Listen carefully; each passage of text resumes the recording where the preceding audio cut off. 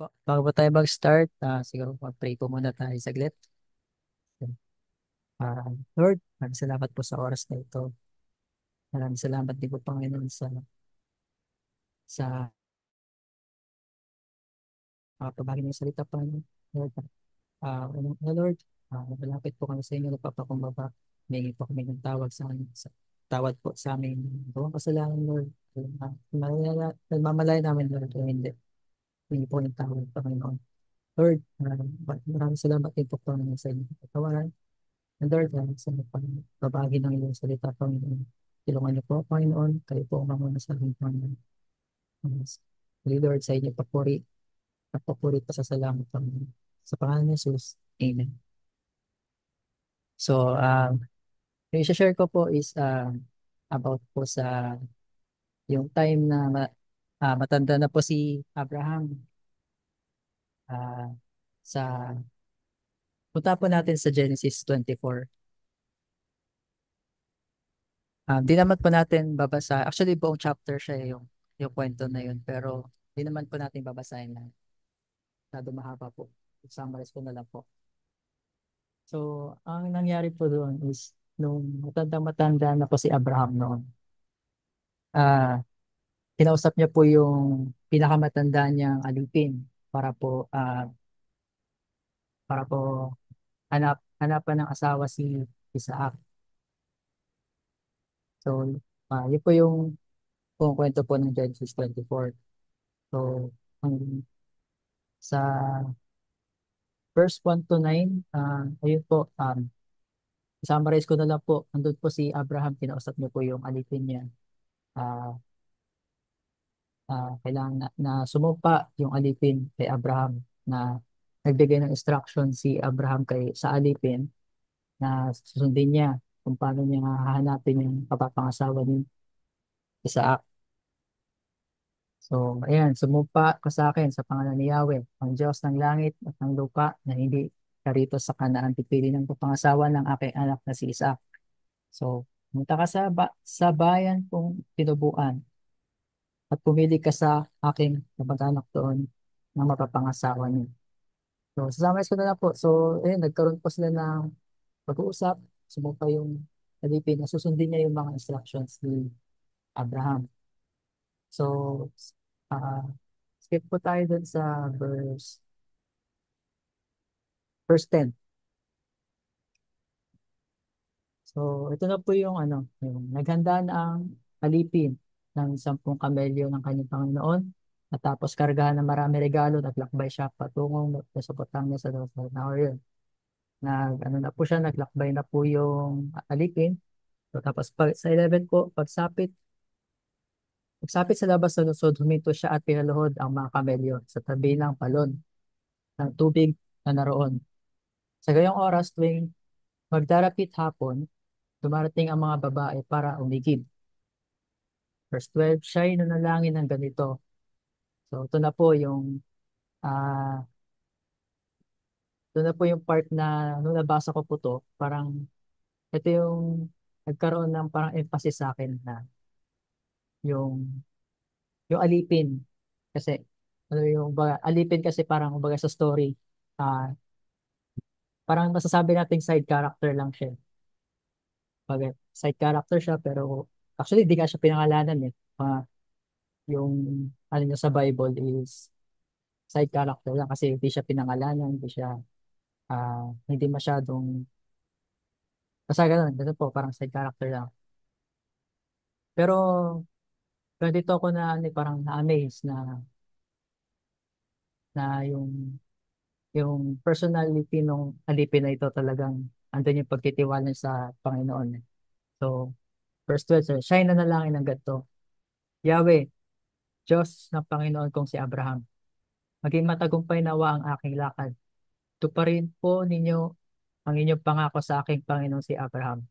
So, verse 13, ito na yung parang nagano na siya na kasi nung binabasa ko to parang andun yung speculations ko lang naman. Sa akin lang naman po ito. Habang nanunumpa yung alipin niya kay Abraham, nagkakaroon na siya ng parang worry. Nag-aalala siya kasi paano niya gagawin to, paano niya mahanap yung mapapangasawa ni Isaac. Di mawawala kasi yan sa atin eh. Nagwo-worry tayo pag may pinapagawa sa atin, ganun. Paano ko ba malalagpasan to? Paano ko ba mapagtatagumpayan to? Kasi kumbaga, sa instruction ni Abraham, eto lang eh, pumunta ka lang doon. Ay, ang parang instruction ni Abraham, wag dito sa Kanaan ang mahanap ng mapapangasawa ni Isaac. Pagka sa ibang lupain. So, para sa akin, parang ganun yung naramdaman ng alipin na nagkaroon siya ng worry. So, sa verse 13 sabi niya dito, tatayo po ako rito sa tabi ng balon at hihintayin ang pagdating ng mga babae sa buhat sa lungsod para umigib. Ako po ay makikiinom sa isa sa kanila sa kanila, kapag sinabi niyang uminom ka at paiinumin ko rin ng iyong mga kamelyo, iyon na sana ang babaeng inihanda ninyo para sa inyong aliping sa sa gayon, malalaman kong tinupad na ninyo ang inyong pangako sa aking Panginoon. So parang andun na yung nanalangin na siya na ito na ba yung, na parang, Lord, pag nakita ko tong babae na to, ito yung mapapangasawa niya. Parang ganun, nag-aano siya kay Lord. Kasi, yun nga, hindi niya rin talaga alam sa akin na nga, hindi niya rin talaga alam yung gagawin niya kung paano niya mamimit yung mapapangasawa ni Isaac. So, sa verse 15 po. So, ito po yung maganda dito eh. Hindi pa natatapos ang kanyang panalangin. Dumating si Rebecca na may pasan na banga ng tubig. Siya ay anak ni Betuel at apo ni Bilka na asawa ni Nahor, na kapatid ni Abraham.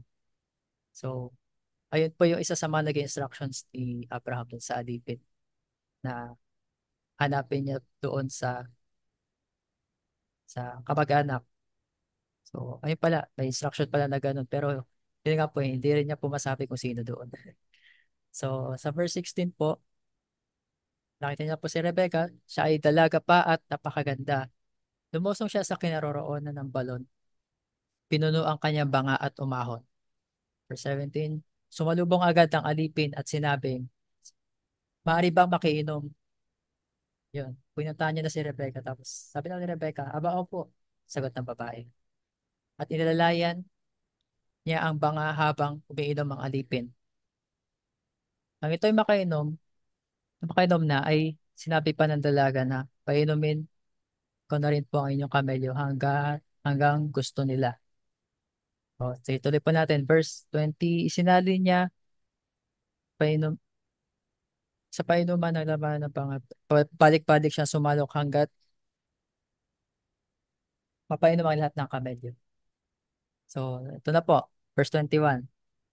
Sabi niya dito, tahimik na pinagmamasdan ng alipin ang dalaga at iniisip kung iyon na kaya ang sagot ni Yahweh sa kanyang panalangin. So, ito na po yung yung part na gaano na po siya parang, Lord, ito na po ba yung kasagutan? Tinatanong yan si Lord. So, ah kung tutuloy po natin, summarize ko na lang po dito na yun na nga po, tinanong teka lang po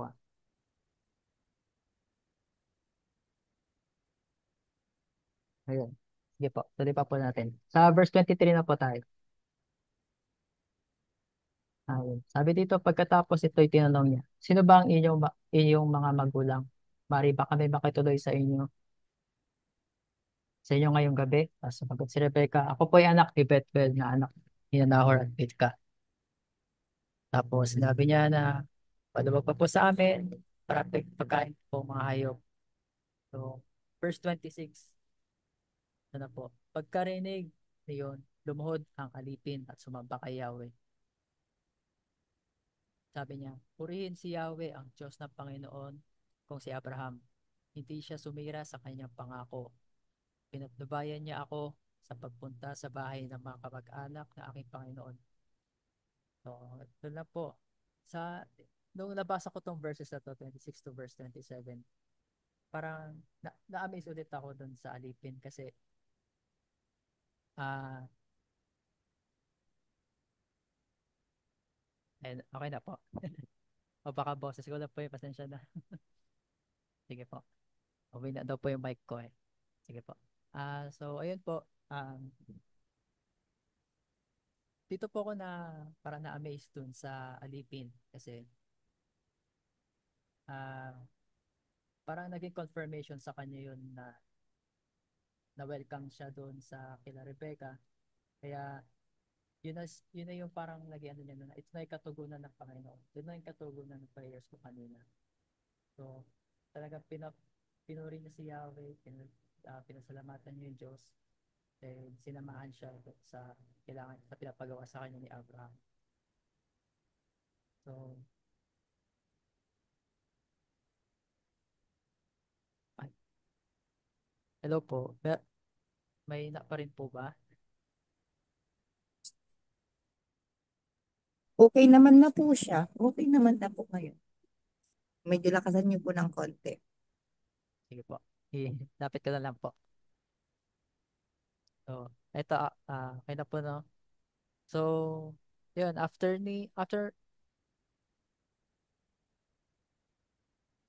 mahina pa rin po ba? Okay na po. Mahina, mahina daw po eh. May daw. May na sa kanila. Ah, sige. Sige po, okay na daw po eh. Sige po. So, tuloy ko na po. So, after nito, no, sa verse 26 to 27, after dito, the rest of the verses na, ano na siya, na pinatuloy na yung alipin, pinatuloy na siya nila Rebecca sa kanilang bahay. Tapos, na-meet niya din yung magulang ni Rebecca, tsaka yung kapatid niya, si Bethuel, tsaka si Laban. Doon na po sila no, pinatuloy na siya, ah, doon na rin po in-explain ng alipin ko ano yung pinapagawa sa kanya ni Abraham. Kwento na ng alipin doon sa pamilya ni Rebecca yung pinapagawa sa kanya ni Abraham. So, hindi ko na po basahin yun kasi masyado mahaba po yun. Kaya, jump po tayo sa verse 49.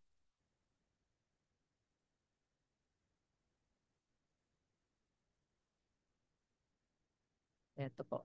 So, after niya magkwento nung mga instruction sa kanya, ito sinabi ng alipin sa kanila nung kausap pa niya sila Laban. So, tinanong niya, ay sinabi niya, kaya hinihiling kong sabihin ninyo sa akin kung sang-ayon kayo sa hangad ng aking Panginoon. Ay, kaya hinihiling kong sabihin niyo sa akin kung sang-ayon kayo sa hangad ng aking Panginoon. Kung hindi naman, sabihin din ninyo at at at nang malaman ko naman kung ano ang aking gagawin. So, parang ito na yung nagsisik na siya ng confirmation talaga galing sa family. So, sa next po, verse 50, sumagot ang mag-amang Bethuel at Laban. Sabi nila to, dahil ang bagay na ito'y mula kay Yahweh, wala na kaming masasabing anuman. So, yun na po, naging confirmation na po na sa pumayag na sila tungkol sa ni Rebecca. So, tuloy po natin sa verse 51. Sabi po dito, isama mo si Rebecca pag-uwi mo. Sama mo si Rebecca pag-uwi mo upang mapangasawa ng anak ng iyong Panginoon ayon sa sinabi ni Yahweh. Then verse 52. Ito na naman po ulit si Alipin na talagang prisikat sa buhay niya. Kasi sabi niya, pagkarinig nito, ang alipin ni Abraham ay muling nagpatira pa at nagpuri kay Yahweh. Talagang pinuri niya ang Panginoon kasi andito na yung tagumpay niya na nagawa niya yung pinapagawa sa kanya kay Abraham. So, kaya, ah, sorry po. So, ayun po, talagang Nung napabasa ko, yung pinabasa ko talaga to, parang na-amaze talaga ako dun sa alipin na yun kasi ano eh, talagang andun yung faith niya kay Lord eh, na although in the midst of sa kanyang pag-aalala, na-assume ko lang naman, talagang andun siya, hindi sinamahan siya ni Lord, hindi siya pinabayaan. Kaya, kaya ito talaga yung magandang reaction niya eh. Talaga nagpapatira pa siya pag sinasagot ng Panginoon yung kanyang panalangin, pag tinutugon panalangin niya, talagang andun yung pasasalamat niya, tsaka yung faith niya. Tapos, after po nito, ito na lang po yung yung nag-uusap na sila, family, kung sasama pa si Rebecca, kasi pumayag naman na yung sila Laban tsaka si Penuel na maging asawa ni Isaac. So, parang andun na lang po yung yung pag-uusap nila, kung sasama na ba si Rebecca or ano, tsaka yung mga pagbibigay ng regalo ng alipin kay Rebecca na galing kay Abraham. Ito na po yung summary na lang po. Kaya hanggang sa ano na po yung pauwi na po sila yung kasama na po nung alipin si Rebecca pauwi kila Abraham. Ito na po yung sa first po.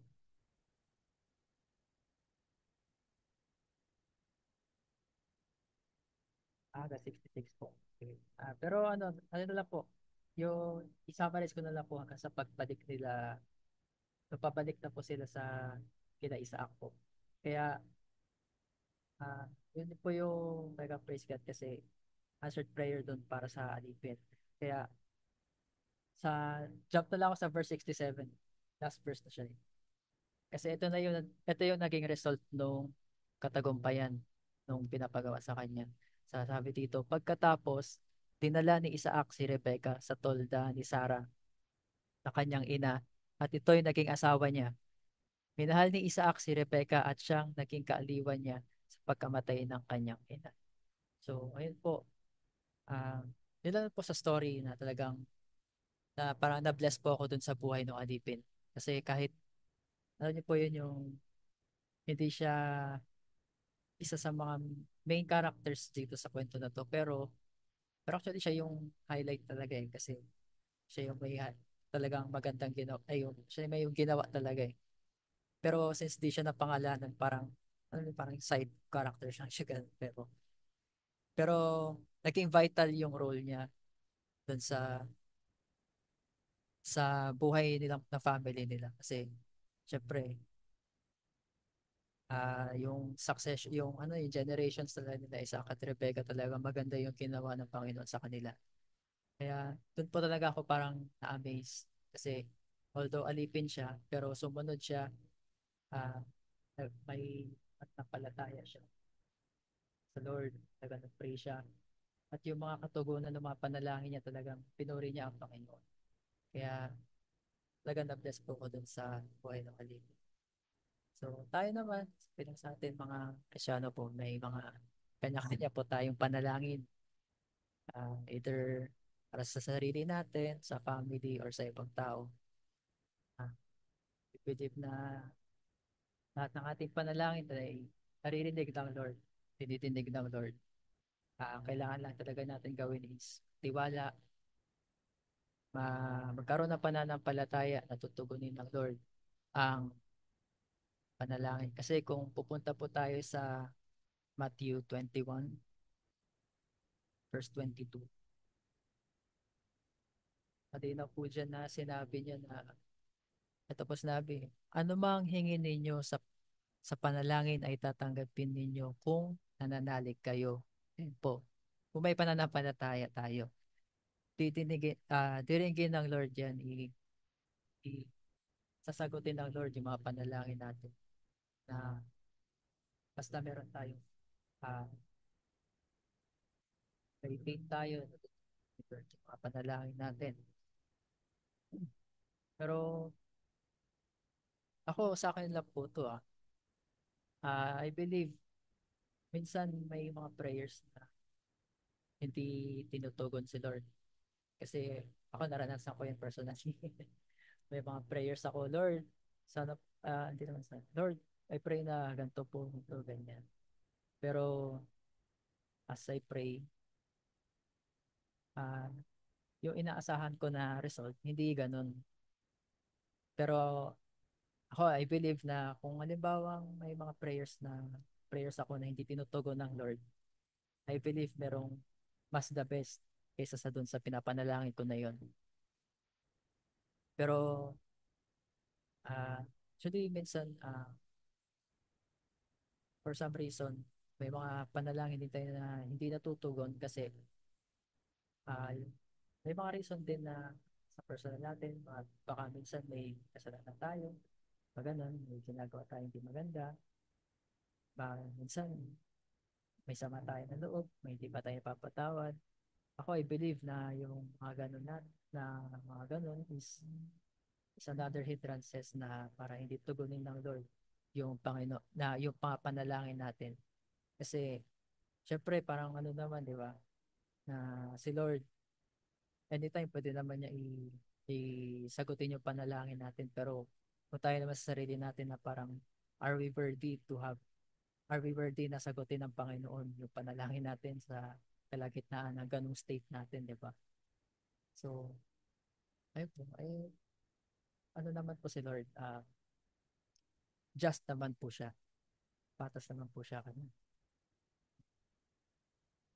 na sa pagsagot ng panalangin. Pero, syempre, minsan din,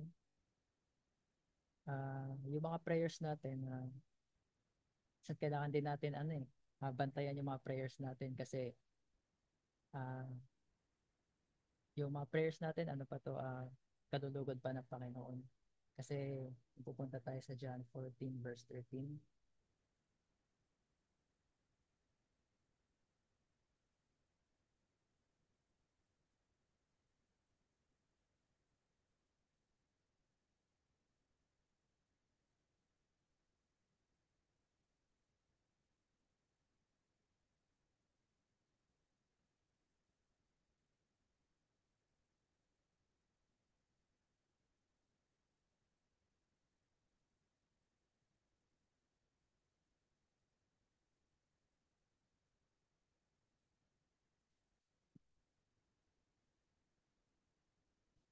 Okay po. Sabi ko dito, ito po, sabi ko dito, John 14 verse 13 to 14. Sabi dito, ano mang hilingin ninyo sa aking pangalan ay gagawin ko upang maparangalan ang Ama sa pamamagitan ng Anak. Kung hihiling kayo ng anuman sa aking pangalan, ito'y aking gagawin. So sabi dito, um, ano an, ano mang hilingin ninyo sa aking pangalan ay gagawin ko upang maparangalan ang Ama. Upang maparangalan ang Ama. Pwede po natin sa English. Sa King James na lang. Ito po, sabi dito, and whatever you ask in my name, that I will do, that the Father may be glorified. So, sa ikalulugod ng Panginoon, yun yung yung sasagutin ng Panginoon, mga panalangin natin kung ikalulugod ng Panginoon. Kasi, ako honestly, nararanasan ko din po ito, yung I pray na dahil bakit parang nagsusumbong ako kay Lord pag may mga tao nakasakit sa akin na gano'n. Parang, Lord, sinaktan niya po ako, ganito, ganyan. Kayo na pong bahala sa my heart. Parang may something doon na nagsasabi, malalagot ka sa Panginoon. Paparusahan ng Panginoon. Parang ganun, dati po. Ganun akong, ano po, kasi pag may nangyayari po sa akin ganun, talagang di po ako masyado magkukwento talaga kahit kanino po. Uh, Sumpong na lang ako kay Lord na ganun, Lord. Pero andun yung yung kailangan natin bantayan yung puso natin pag nananalangin tayo. Lalo na pag yun, nasasaktan tayo. unawarely or awarely. Pero mostly ako unawarely talaga. Ah, kakaroon ako ng wrong motives dun sa prayers ko. Kasi saktan ako, ganun. Pero sa akin po, mali, mali po yung ganun eh. Yung parang you will pray pero gusto mo masaktan din yung tao. Mali po yun. Hindi po natin dapat gawin yun. Kasi tulad po dito sa ano, sabi po dito sa James 4, James 4 verse 2 to 3.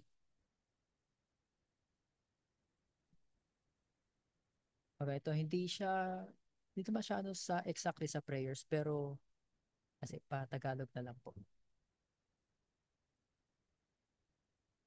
Pero para sa akin po is applicable din siya sa mga prayers natin.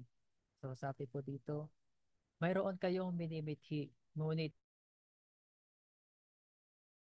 kaya papatay kayo kung kailangan, mapasain nyo lamang iyon. May mga bagay na gustong gusto ninyo, ngunit hindi ninyo maangkin. Kaya kayo'y nagkakagalit galit at naglalaban-laban. Hindi ninyo nakakamtan ang inyong minimithi dahil hindi kayo humihingi sa Diyos. Sa verse 3, at humingi man kayo, wala rin kayong natatanggap dahil hindi tama ang inyong layunin. Humingi kayo upang mapagbigyan, humihingi kayo upang mapagbigyan ng inyong kalayawan. So parang ano yung mga yung sa selfish prayers natin na dahil lang nasaktan tayo, na gusto mo masaktan din siya, sabi mo pa kay Lord. Parang nagsusumbong ka rin na, Lord, parusahan mo rin siya, ganun. Pero Lord, hindi po tama yung ganun. Kung kung nasaktan man kayo, sabihin niyo lang kay Lord, bigyan niyo lang kay Lord siya na bahala. Huwag niyo nang isipin na paparusahan siya ng Lord. Basta ang Lord, patas ang Lord. Pagdating sa mga prayers natin, alam niya na sasagutin niya dahil syempre, may di naman lagi natin sinasabi na kalooban ng Lord ang mangyari sa buhay natin. Especially sa mga prayers natin. Pero sa mga panalangin natin, doon din yung na maiwasan din natin yung na-frustrate tayo pag hindi sinagot ng Lord yung panalangin natin kahit maganda yung intentions natin. Kasi I believe na may mas magandang plano ang Lord. Uh, at tingin kasi, yun naman ang ano natin yung patience natin, tinetest ng Lord. Na hanggang kailan ba sasagutin ng Lord yung panalangin natin.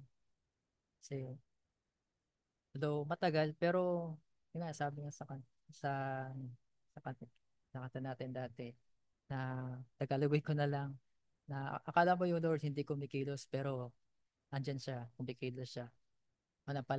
Manampalataya lang tayo at maghintay tayo ng ipagtsatsaga. So, um, so tulad po nung doon sa alipin kanina, na nasum ko lang na nagwo-worry siya bago niya gawin yung pinapagawa sa kanya ng Panginoon. Na, itong verse na to talaga ma-apply natin to sa atin sa buhay natin sa Philippians 4 verse 6. I believe alam na natin to.